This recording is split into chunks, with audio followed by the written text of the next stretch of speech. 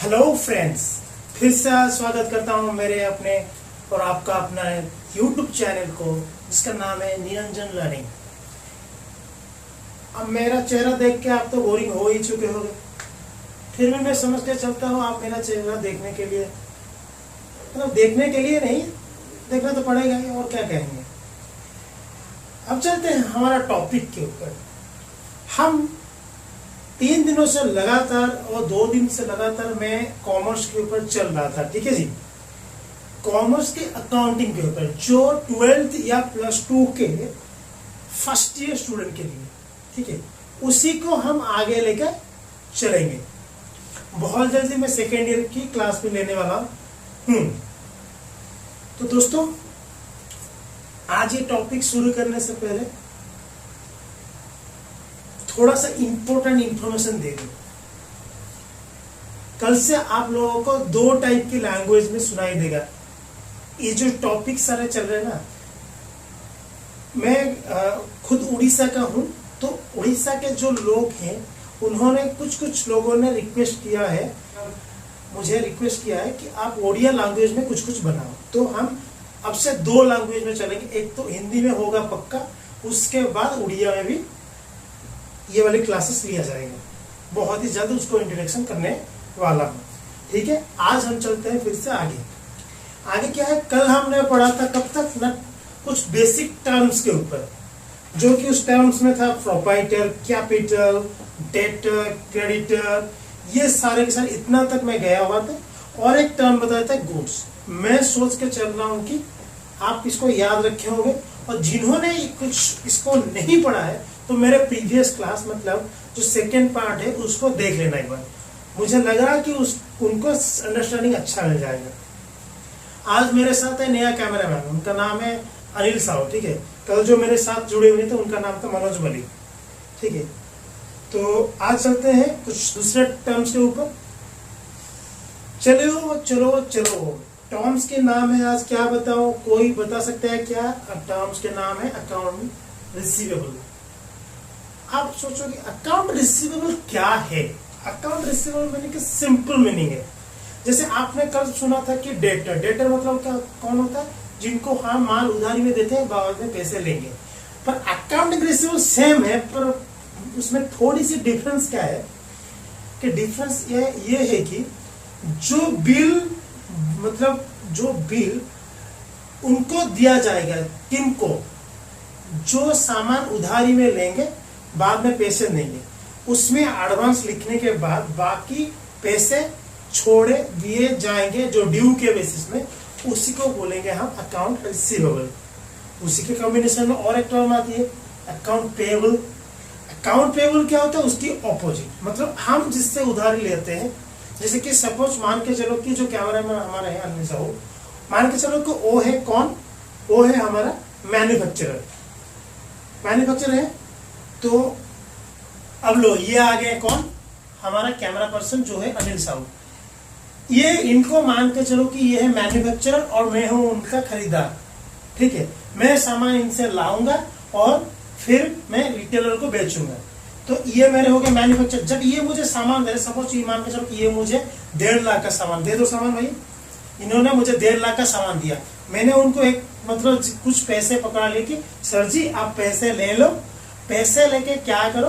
नहीं, मुझे 2 लाख का बिल हुआ, मुझे 1 लाख का उधारी रख लो, मैं 3 महीने में चुका दूंगा। उस 3 महीने के लिए जो बिल मैं उनसे लूंगा, उसी को अकाउंट पेएबल बोलेंगे। अब उसी को डिवाइड कर लेते हैं। आप इधर आ जाओ थोड़ा सा, ठीक है। तब ये बन गया अब क्या ना, ये बन गया होलसेलर, मैं बन गया रिटेलर, ठीक है। मैं सर जी अब मुझे सामान चाहिए, पर मेरे पास 1000 है, आप 1500 के सामान दे दो, मैं 500 2 दिन के बाद दे दूंगा। अब क्या करेंगे ना, ये जब मुझे सामान देंगे तो जो बिल बना के मुझे देंगे, उसी को बोलेंगे अकाउंट रिसीवेबल। इनके लिए जो मैन्युफैक्चरर है उनके लिए कंपनी क्या हो गया? Account payable. पर जिनको माल देना है उनके लिए जब बनाना है बिल, उनको बोलेंगे अकाउंट रिसीवेबल। मैं सोच के चल रहा हूं कि आपको क्लैरिटी के साथ समझ में आ गया होगा। अब चलते हैं दोस्तों किसके ऊपर? और 2 टर्म के ऊपर, एक है डेबिट और एक है क्रेडिट। आप बोलोगे अब डेबिट क्रेडिट क्या, ओ डेबिट मतलब DR, क्रेडिट मतलब CR। अब CR को ये मत समझना कि करोड़, मतलब 10 लिख लूंगा उसके पीछे आप बोलोगे 10 करोड़, नहीं नहीं नहीं, ऐसा नहीं होता है, समझो। डेबिट क्रेडिट क्या ना, एक समझ के चलो कि जब हम अकाउंटिंग पढ़ेंगे उसके बाद आएगा क्या, अकाउंट फॉर्मेट आएगी। अब समझ के चलो कि ऐसा है अकाउंट, मतलब जैसे कि कंपनी में क्या होता है ना, कंपनी में अकाउंट मेंटेन किया जाता है, दोनों साइड आते हैं, दोनों साइड में कहते हैं, एक साइड में पैसे आते हैं, दूसरी साइड में पैसे जाते हैं, उसको अकाउंट बोलते हैं। उसके लिए दो साइड मेंटेन करना पड़ता है। छोटे बच्चों के लिए यही ऐसे ही समझना पड़ेगा, ठीक है। दो साइड क्या रहेंगे, एक तो रहेगा डेबिट, डेबिट मतलब DR। अब तो डेबिट तो DEBIT ऐसे तो नहीं लिखेंगे, तो अकाउंट में उसको छोटा करके लिखते हैं, शॉर्ट टर्म में क्या बोलते हैं DR, और क्रेडिट के लिए CR। क्रेडिट क्या होना, जो एक अकाउंट होता है जैसे कि नोट होगा, उस नोट के लेफ्ट साइड बोले, लेफ्ट साइड नोट पकड़ लो, नोट के लेफ्ट साइड रहेगा क्या DR मतलब डेबिट, और नोट के राइट साइड रहेगा क्रेडिट मतलब डेबिट के कौन सी रहेगी, सपोज परचेज किया, सपोज कुछ पेमेंट किया, सपोज किसी एम्प्लॉय को सैलरी दिया, कुछ लेबर को लेबर चार्जेस दिया, इसमें आएगा डेबिट। अब बोलोगे क्रेडिट में क्या आएंगे, क्रेडिट में आएंगे जब सपोज कुछ सामान बेचा गया, कुछ मतलब जैसे कि कुछ सामान रिटर्न आया, जैसे कि कुछ सामान दिया हुआ था फिर से रिटर्न आ रहा है, कुछ दूसरे अमाउंट के लिए रिसीव किया, इस तरह की रिसीव जो भी सारे रिसीव होंगे उसको क्रेडिट में। उसके बाद अलग और एक टर्म आएगी, छोटी वाली टर्म, जिसको बोलते हैं परचेज, जो मैंने कल भी बोला था, परचेज मतलब खरीदना, और दूसरी है सेल्स, जिसका मतलब है बेचना। आप बुक में बहुत सारे लंबे चौड़े लिखे होंगे, उनको थोड़ा सा आप चाहो तो पढ़ लीजिए, नहीं तो मैंने पहले भी बोल चुका हूँ, फिर से बोल रहा हूँ, जब भी ये चैप्टर खत्म होगा उसके बाद आप लोगों को नोट मिल जाएगी। सैटरडे संडे को याद रखना, नोट पक्का मिल जाएगी थ्योरी खत्म होते ही। उसके बाद हम ट्राई करेंगे, प्रॉब्लम के ऊपर जाएंगे। उसके बाद क्या आता है ना, परचेज रिटर्न। आप बोलो कि आप परचेज तो क्या, फिर परचेज रिटर्न किस चिड़िया का नाम है, आप समझो। रिटर्न की मीनिंग क्या, रिटर्न मतलब आना, समझ लो ना, आना। परचेज रिटर्न क्या होता है, जब कोई इंसान हमसे मतलब क्या करता है, जब हम कहीं पर जाते हैं, मैन्युफैक्चर के पास गए, सपोज मैन्युफैक्चर के पास जाने के बाद हमने क्या किया ना, बहुत सारे सामान खरीद लिए, ठीक है।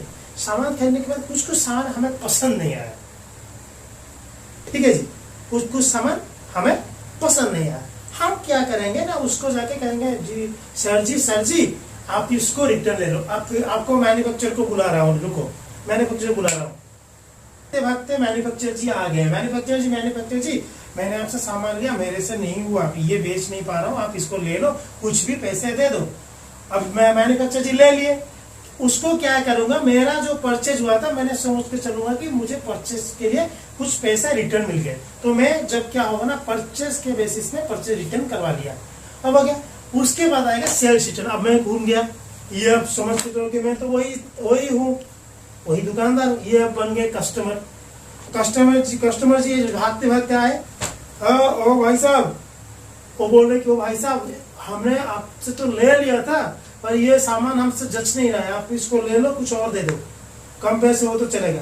उन्होंने क्या ना, इसको दे दिए।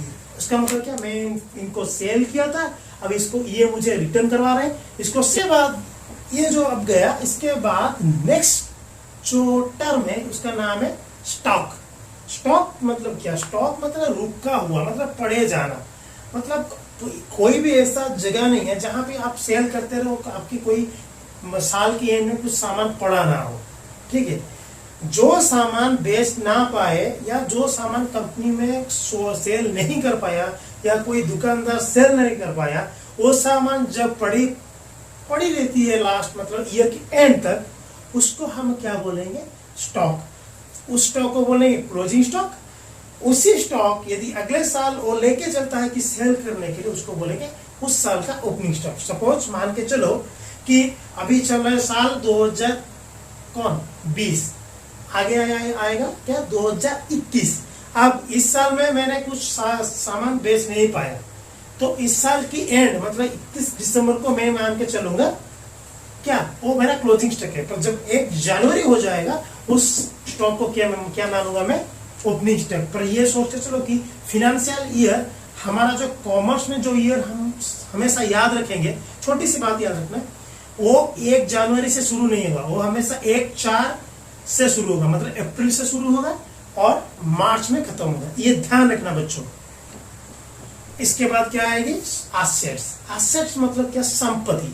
मतलब जिस दुकान हो या कोई कंपनी हो, उसमें क्या संपत्ति है, मतलब उसका क्या है, मतलब उसके अंदर क्या, मतलब जैसे कि एक दुकानदार होता है, उसका रैक, सेल्फ जो बोलते हैं सेल्फ, वो हो, या उसका जो मतलब कंप्यूटर हो, उसके लिए उसका गाड़ी जो खर्चा होगा वो गाड़ी हो, उसके लिए वो सारे के सारे एसेट्स होते हैं। चाहे उसके लिए उसका कैश हो, बैंक में पड़े हुए पैसे हो, ये सारे के सारे आप उस कंपनी या उस दुकान के लिए एसेट मान के चलो। अब समझ में आ गया एसेट क्या होता है।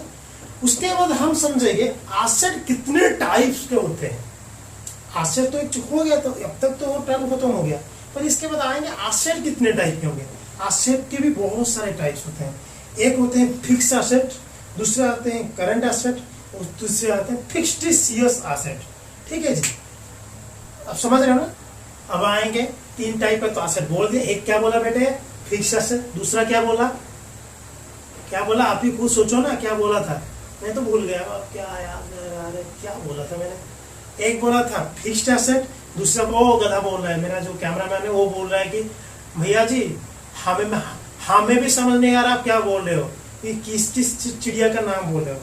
बेटे जी चिड़िया का नाम नहीं है। पहला था क्या हमारा? Fixed asset, current asset, fictitious asset. ठीक है जी। अब फिक्स्ड एसेट क्या होता है? मतलब जब कुछ कंपनी कुछ चीजें खरीदता है अपने पूरा लॉन्ग टर्म यूज के लिए।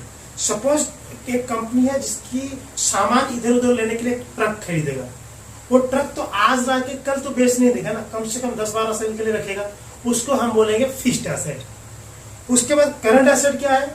जो हमेशा चलता रहेगा एसेट, जैसे कि कैश। सबसे बेहतर एग्जांपल है कैश। मतलब आज कंपनी के लिए कैश आया, फिर से कल चला गया, फिर से बैंक में गया, ऐसे गया, उधर गया, ये सब मिला के करंट एसेट होते हैं। और फिक्स्ड, अब आप लोग बोले फिक्स्टिशियस एसेट तक तो चले गए कि करंट एसेट में सिर्फ कैश ही है क्या? नहीं बेटे, करंट एसेट में और बहुत सारे, जैसे कि डेटर आते रहते हैं जाते रहते हैं। ठीक है जी।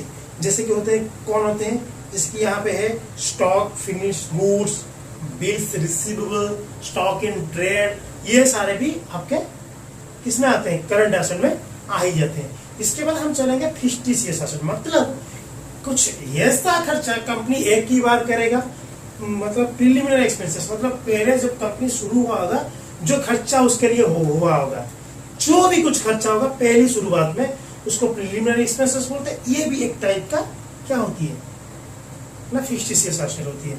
अब आगे फिक्स्ड एसेट। फिक्स्ड एसेट में भी 2 टाइप के एसेट होते हैं। फिर से मैं आपको फिक्स्ड एसेट की तरफ चलता हूँ।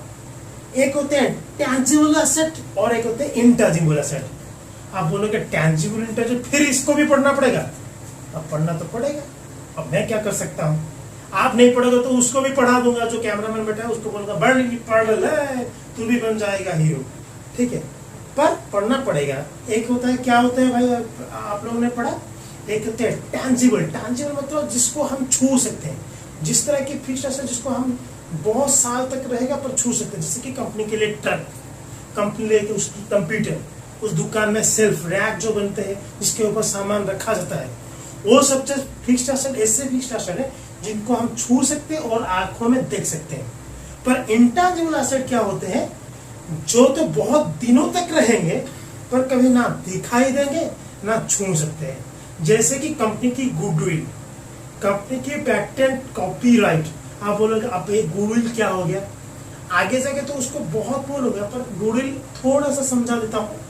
इसके अंदर गुडविल क्या होती है? सपोज एक कंपनी ने शुरुआत किया है, कोई दुकान ने शुरुआत किया, वो चलता रहेगा। सपोज एक मान के चलो कि मैं अब दुकान खोल के बैठा हूँ, मैं बहुत सारे शर्ट्स बेचने वाला हूँ। अब मैंने क्या किया ना, शर्ट्स बेच दिया, कस्टमर उसको पहनेगा, कस्टमर उसको 2 महीने के बाद यूज करने के बाद उसको लगा कि क्या फालतू का शर्ट ले आया। ठीक है, फालतू का, चलो इसको फेंक देते हैं, ये काम की नहीं है।